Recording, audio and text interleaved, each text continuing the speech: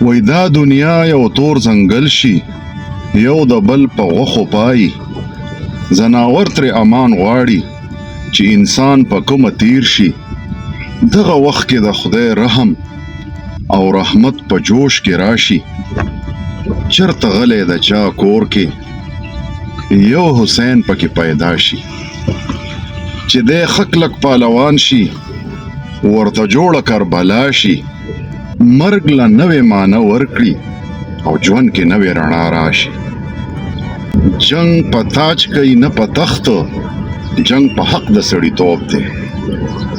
نو وای ای بادشاه د شهیدانو، نره خانه د نرانو، ستا مرګ هغه یاد تازه کړو چې هیر کړی هر انسانو. ستا د ژوند او د مرګ طول ما ته وښود کربلا کې، سرنګین سرور دی واچو لا اله الا الله کې. دا شعرونه چې ما وویل نو دا د غنی بابا د په حضرت امام حسین باندې چې کم نظم مرثیه لیکلې ده نو دا د هغې شعرونه دي. مطلب دا دی چې هر وخت کې فرعون هم شته، نمرود هم شته او یا یزید هم شته. دا علامتونه دي د جبر، د ظلم او د بربریت. مطلب دا دی چې دا د دې نورو انسانانو نه د دې رعایه نه لکه مطلب دوی له د انسانیت هغه حق هم نه ورکوي.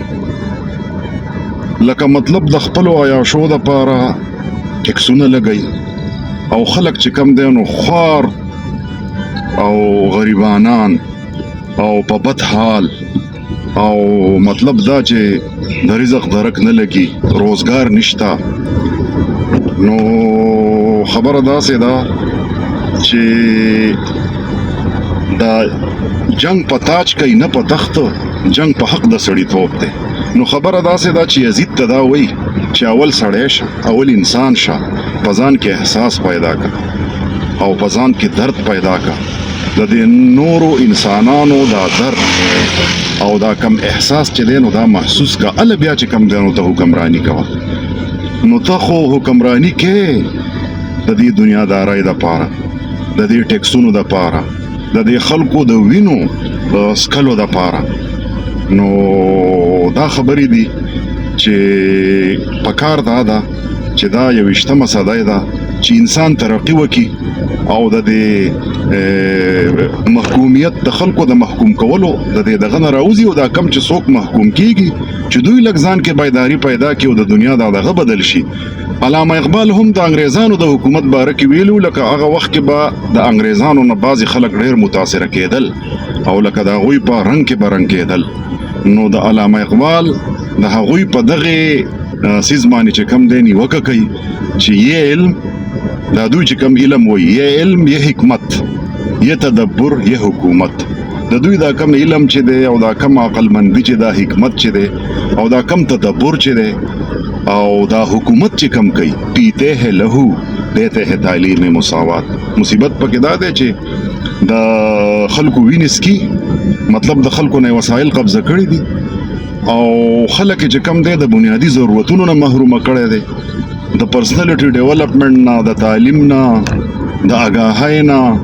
مطلب چې په انسانانو په ژوند کې رڼا راشي، د هغه رڼا نه دا خلک محرومه کړی دی.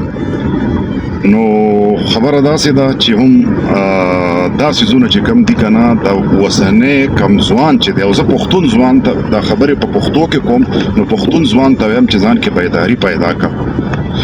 دا ته چې په کم ډګر باندې رواني دا د کامیابۍ لاره نه ده. ګوره ته فوکس نشته، ستا کانسنټریشن نشته، ته سټډي نه کې، ته څه په اخوا دېخوا کې چې کم دی نو دا الله دې خیر کوي. ته د علامه اقبال نه متاثره شه، د غني خان نه متاثره شه، د رحمان بابا نه متاثره شه، د خوشحال بابا نه متاثره شه، د نورو کم دغه خلک چې دي، کم احساس او درد والا خلک چې کم دي د هغوی نه متاثره شه. ظالم مه جوړېږه، داسې نه چې ستا په ذهن کې دای چې یاره زه خو چې ښه سبق ووایم جو ښه د عیاشۍ ژوند به تېرومه او ښه های سټیټس د ژوند هغه به انجوای کوم. نو دا خبرې چې کم دي که نه، نو دا فضول خبرې دي. نو ته چې کم دی نو په ځان کې انسانیت پیدا کا، او دغه څیز دی چې دا په دنیا کې پاتې کېږي. د دې نورو څیزونو ژوند چې کم دی نو هغه ډېر لږ دی. ما چېرته رشوت خور سړی، حرام خور سړی، کرپټ سړی لکه مطلب غوړ نه دی لیدلی. دی سپیره او مطلب سپیره د دې دنیا نه ځي، او چې کله ریټایر شي نو بیا ورته څوک د سپي په نظر نه ګوري. او مطلب دا ده چې دی په خپله پکې احساس او هغه ضمیر یې مړي که نه، نو دته دا احساس نه کېږي چې یاره نو دی بیا چې کم دی نو تش په دغې عبادتونو باندې چې کم دی نو د ځان خلاصولو کوشش کوي. او لا بعضې خو پکې داسې هم وایي یاره وایي د ټول ژوند هم چې کم دی نو دا لړل تپل کړي دي، دا حرام هم خوړلي دي، نو راشه حج له لاړ شه چې لکه مطلب دا دی چې پاک شي. دې هیلو بانو ته ګوره رومي وایي، رومي دا خبره راته ډېر په موقع باندې رایاده شوه. وایي عبادت کول او ورسره بیا چې کم دی نو کرپشن کول او حرام خوړل، دا خوړل او ورسره بیا عبادت کول دا داسې دي لکه ته چې په زهرو کې شهد میلاوې.